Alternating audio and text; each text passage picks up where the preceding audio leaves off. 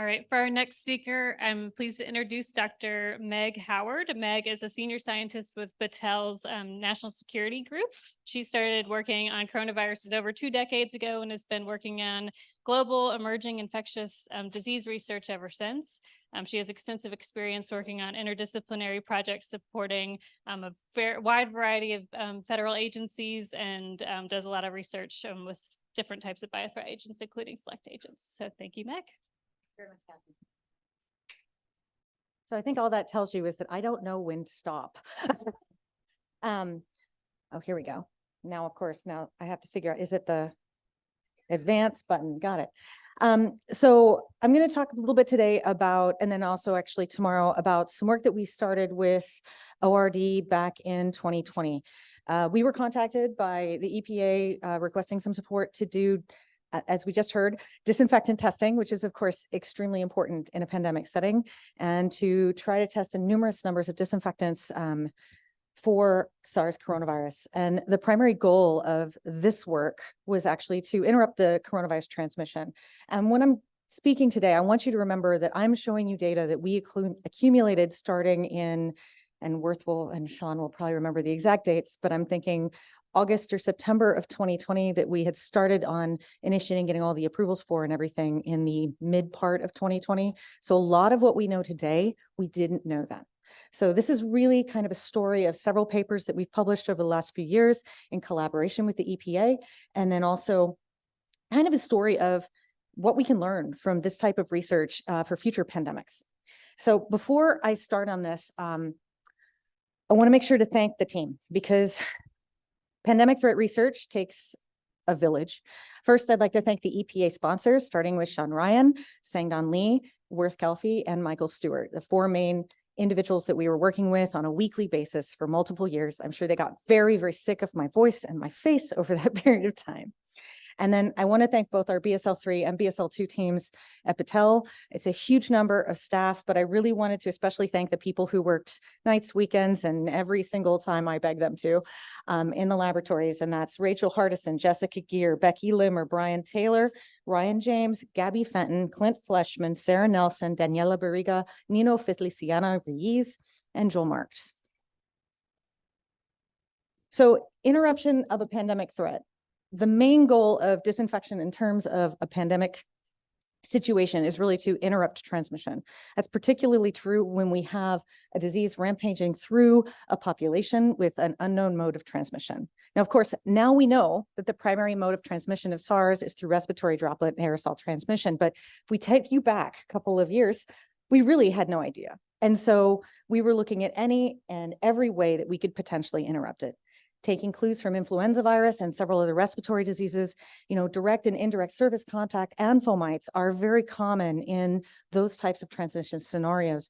And so we really were focused on trying to interrupt that using various types of disinfectant technologies, as well as disinfectants. Today, I'm talking about the disinfectant portion of this work. And of course, as we know, transmission is really dependent on 3 major things: viral stability, aka how long can it survive on a surface in the air on a fomite, what's the material type that it's sitting on or the matrix that it's on, as well as the concentration of the agent. It needs to be high enough and alive enough to infect the next patient or individual, but also, not actually soften into it. And because of that, we actually really focused on both porous and non-porous surfaces in these studies. So today, there's 2 papers in particular that I'm going to be sharing information from and data. I'll probably skip quite a few of the slides that we have, but these are pulled from those papers. So please do take a look if you have an interest in more of the details of our study methods and all of the associated information. But these were published 2022, 2023, up until I think January is when it went live for the most recent one. Now, I'm showing you information today from from 2 different coronaviruses. First, from murine hepatitis virus, A59 strain, and then also from SARS-CoV-2, the original strain that we had in Washington, here in the United States.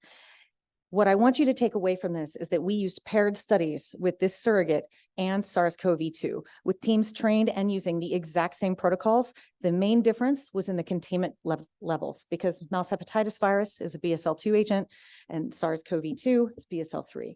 We used MHVA59 to validate the test methods as well as get initial data before we moved into containment lab work.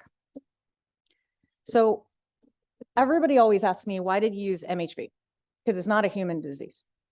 And early in a pandemic, your main goal is to find a surrogate threat that you can use quickly and rapidly, that grows to high enough titers that you can do your studies and get all of the information that you can with that surrogate quickly.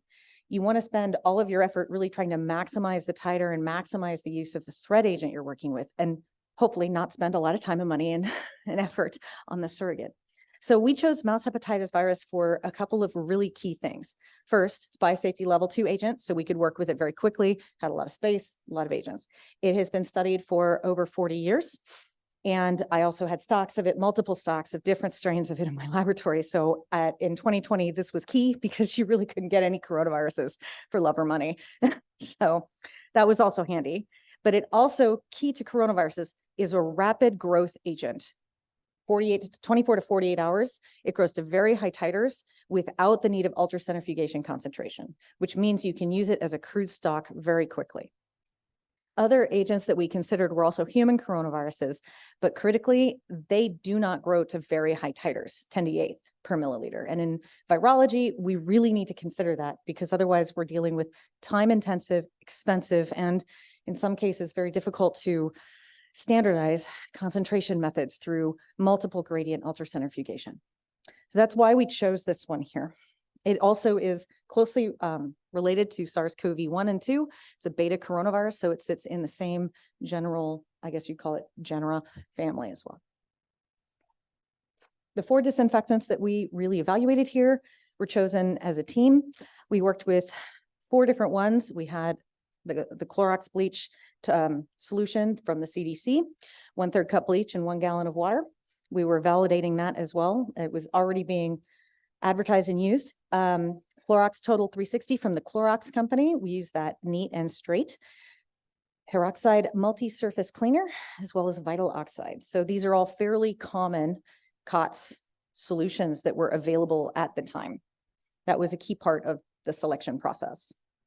This also allowed us to really test quaternary ammonium compounds, oxides, and also hypochlorite solution. Now, in infectious disease, we're often growing agents that need a host to replicate and survive. So when you're trying to kill a virus, you have to make sure you can tell whether or not it's actually dead, which means you have to be able to grow it.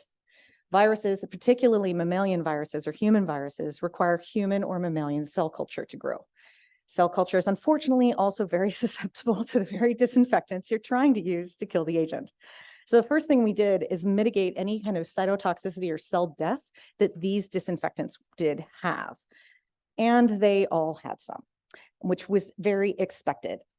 We were luckily able to mitigate these through a combination of size exclusion chromatography, Cefidex G25, which actually was something we could do fairly quickly with a 5-minute procedure in the laboratory. And then we also used dilution, both either dilution of the material prior to assessment, which is that 1 to 10 dilution on the bottom of these slides, of each of these rows, or we modified the infection assay, here marked a TC-ID50 assay, by increasing basically the surface area of the cells, which meant we increased the volume of the inoculum, and we were able to mitigate the effect of the cytotoxicity enough to read this and be able to allow us with at least a 3 log level of reduction for almost all of these disinfectants and material combinations. The one material that was the most difficult was our bus seat fabric. This is a highly porous material. I'm sure anybody and everybody in the world who has worked with this, and many of you in the audience understands my frustrations when we were trying to both extract a living agent from it and also making sure that it didn't have any issues with our testing. We were eventually able to, but I will say I have a whole new appreciation for porous surface work after this study. We also worked with 301 stainless steel, and then we also worked with 2 other porous materials, SBR rubber, and then latex painted drywall tape. None of these materials by themselves introduced cytotoxicity or had any issues on any of the cell lines that we used for this study. So essentially in this, I'm going to talk about our testing methods, which are very straightforward, very standard. Again, we were trying to just evaluate the disinfectants as quickly and efficiently as we could across multiple agents in paired testing. So we inoculated the coupon, and here on the slide, you can see an inoculate right after it's been inoculated coupon with 0.2 milliliters of our viral inoculum. That viral inoculum contained a soil load of 5% FBS, fetal bovine syndrome, added on in addition to a small percentage of FBS found in the viral stock itself. This is a compound fetal bovine serum that we use to grow viruses, and so there's going to be residual material there.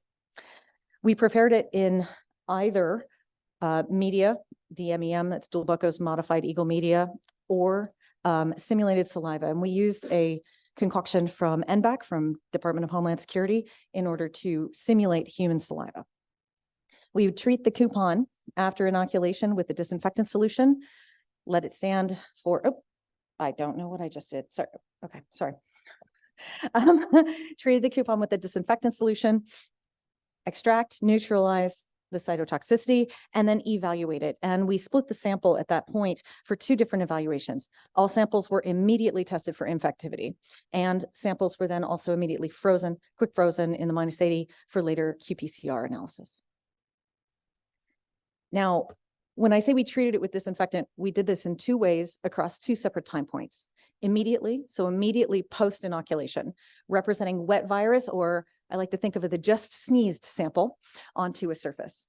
And then we also had the 2-hour time point, or a more dried virus, where we actually maintain the samples in a desiccant chamber for 2 hours plus or minus 5 minutes. And then we're immediately moved into the BS biosafety cabinet for testing. We tested the disinfectant in 2 methods, both a spray, where the material was sprayed twice across a fine mist setting with what you can see is a very excellent ZEP sprayer purchased from Home Depot, and then left for the contact time described by the manufacturer.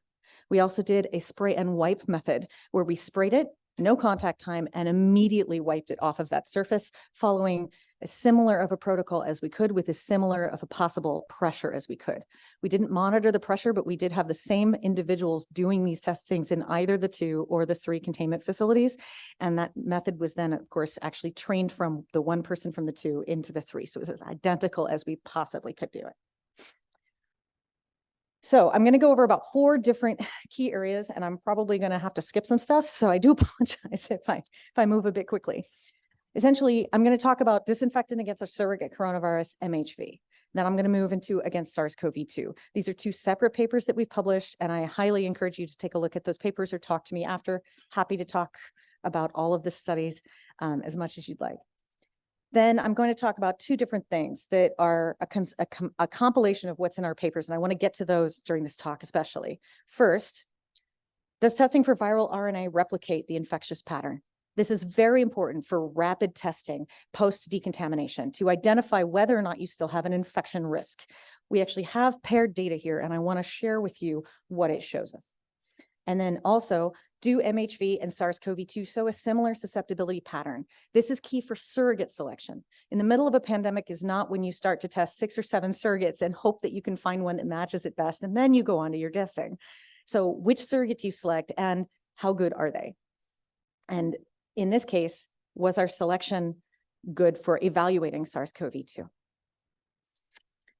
So I'm going to go through each of our 4 disinfectants with these agents. For mouse hepatitis virus, we were very happy to see that the CDC bleach solution was very effective within the 10-minute exposure time, reached over 3 logs of reduction for all materials except for seat fabric, which unfortunately, again, would turn to be a very, very difficult matrix to disinfect. The same thing was pretty much seen with Clorox 360, which was actually extremely effective, except again on seat fabric as well as SBR. Now, note in this testing, you can see that the SBR here, the butyl rubber, actually didn't have quite enough of a 3-log reduction window for us to evaluate it, but we did see complete kill within that window. The same on seat fabric. But again, those are more porous surfaces, more difficult for extraction of infectious agent. All of the statistics on there are p-values at least 0.01 or 0.05 as indicated. When we look at this, and this, by the way, this was just what I call our spray method: spray, contact time, extract. Once we start wiping, we see that the wiping actually does seem to improve our disinfectant, even without the contact time. CDC bleach solution was also very, very effective. And actually, if you take a look at those graphs there, you'll actually see they were more effective than the previous slide. Those y-axes, I believe, are identical. Clorox 360, again, very effective on all materials except seat fabric. The interesting thing with seat fabric is we did see some variation with CDC bleach, but considering the difficulties with that matrix, I'm not sure how much credence I want to give to those results as a way of really extrapolating that to more information, particularly in the field information, considering this was a laboratory test. When we look at vital oxide, we see the vital oxide is actually fairly effective, but peroxide is differentially effective, meaning that vital oxide has a greater than 3 log reduction on both seat fabric and stainless steel, but peroxide has definitely a different dynamic.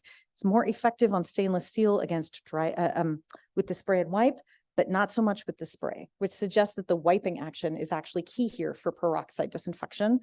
For vital oxide, we see 3 log reduction across the board.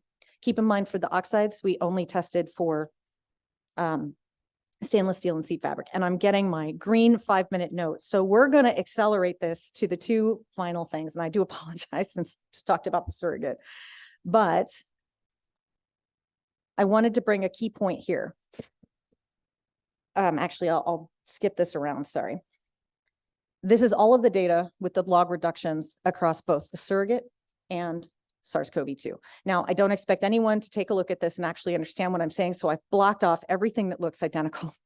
So what I want you to take away from this busy slide is that Clorox 360 was, across all of these disinfectants, we saw differential susceptibility, and it is not follow a standard pattern. Definitely the matrix affects the susceptibility of the disinfectant, but also what we see are differences between the surrogate and SARS-CoV-2. We see that for CDC bleach across this top row, it's actually more effective against the surrogate than it is against SARS-CoV-2. We get 4 log reduction on stainless steel with CDC bleach, but we only got 1.65 log reduction against SARS-CoV-2. Now we see the opposite pattern with peroxide. So there's definitely something happening here between an interaction between the agent and the disinfectant that is still unknown, but it's something to consider. This is about as closely matched a surrogate as you could have picked in 2020, with the exception of SARS-CoV-1, at which point you might as well just do all your testing with SARS-CoV-2.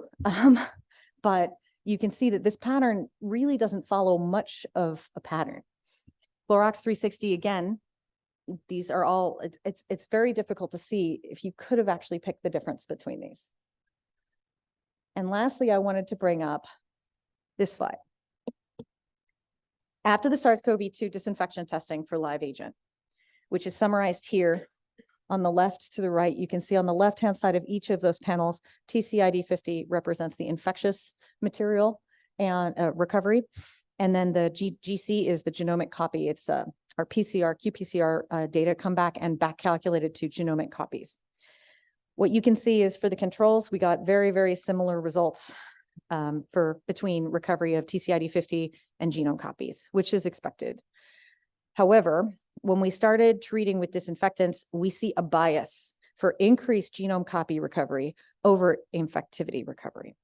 If we look at this, this is all these data, by the way, is for stainless steel only. We were trying to down select from our many samples to make this an interesting assessment without overrunning samples. When we look at this and we look at the ratio between genome copy to infectivity, what we see is there is a bias in the treated samples. Even just the hard water treated samples, which were our controls, we see, again, a fairly standard ratio to the controls. But once we start treating with disinfectants, we see a bias to increase genome copy per infectious material. Now, this indicates that the RT-PCR is returning very positive results 4 samples that have no infectivity. We can't get infectious virus out of them. So while this is a very limited study, and I want to not draw conclusions from this limited study too far, these results do suggest that using PCR as a metric for infection risk may overemphasize an infection risk in an environment, particularly in a post-disinfection situation, and particularly on various surfaces. So that's just something that we did find and we thought was extremely interesting.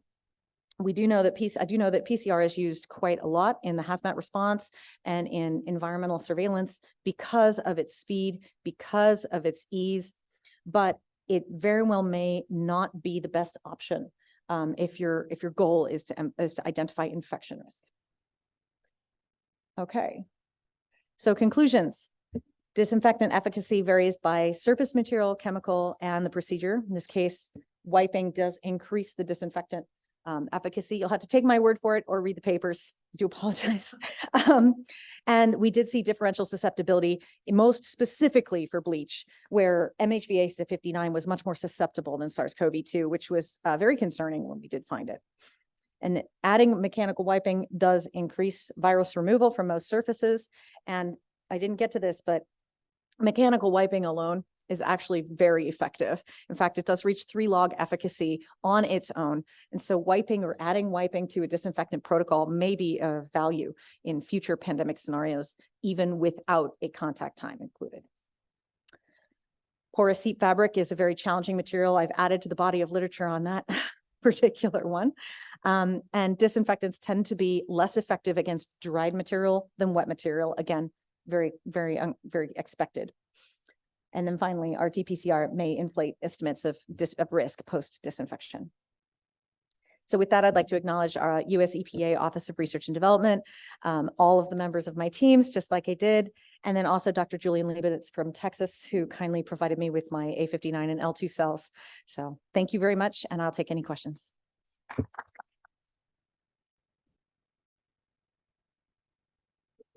right. Thanks, Dr. Howard. Time for questions again. Please state your name and affiliation when asking. Thank you. Very nice presentation. I enjoyed it. I have a quick question. In 2020, you have selected MHV 59, I guess. If there are any other options, let me say, can you compare that with the MS2? Yes. So I had 7 options actually in my laboratory, including 2 human coronaviruses. Unfortunately, we could not get them to a high enough titer to, in our estimates, allow for a 3 log reduction to be monitored. And so we wouldn't be able to actually identify with that surrogate if it was just our poor, we were only able to get like 10 to the 5.5 growth out of human coronavirus 2290. OC43 typically grows to like 5.3. 5.2, and that's what we got. We could have used alpha coronaviruses, but they differ more genetically and slightly ultrastructurally. Most of the ones that we did have access to had hemagglutinin esterase, which we don't have in SARS-CoV-2, so we wouldn't want to adjust that. So ultrastructure was a key component as well as the genetic components. By the way, I'm Veera Boddu with ORD. Thank you. All right. I think we have time for another question or two.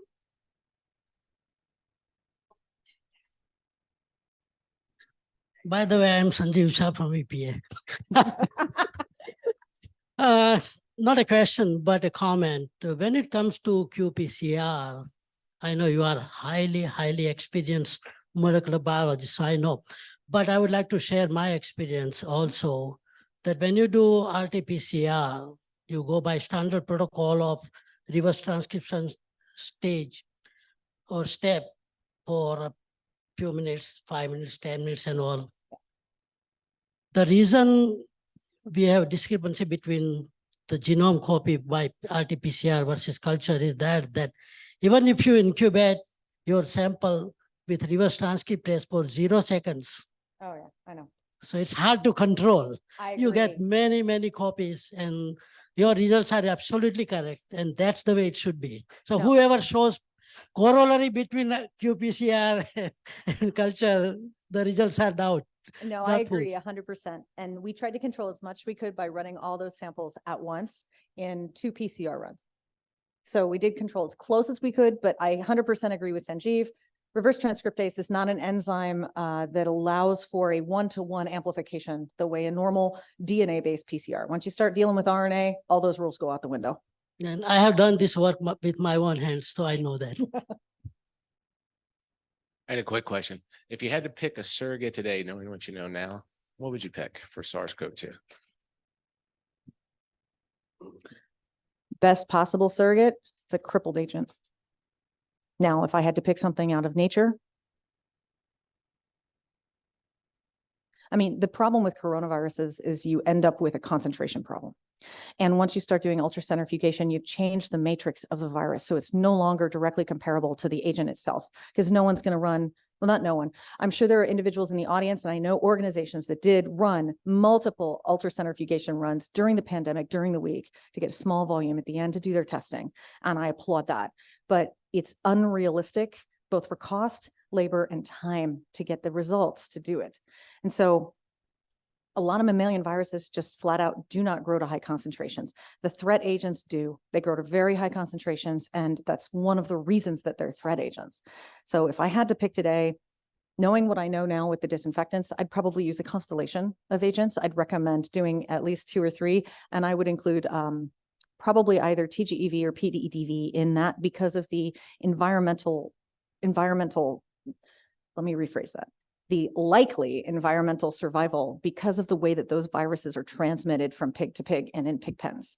Now, there has not been a very well-rounded study done for many years in that term. And that's, in this case, it's an issue. So this is, I think, a problem that we have with all what I call known unknowns, viruses that emerge that are related to things we know, but aren't heavily studied. When I started studying coronavirus, it was before SARS-CoV-1, and I studied it for veterinary disease. And I was told by my boss, well, yeah, it's great. It's the flea's eyebrows of virology. So you know everybody who's working in it, and you get to study this cool stuff. And then 5 months later, SARS-CoV-1 emerged, and the course of my career changed. So that's a very good example of it. And I think that next pandemic, whether it be a coronavirus, an influenza virus, or something new, will have a similar challenge.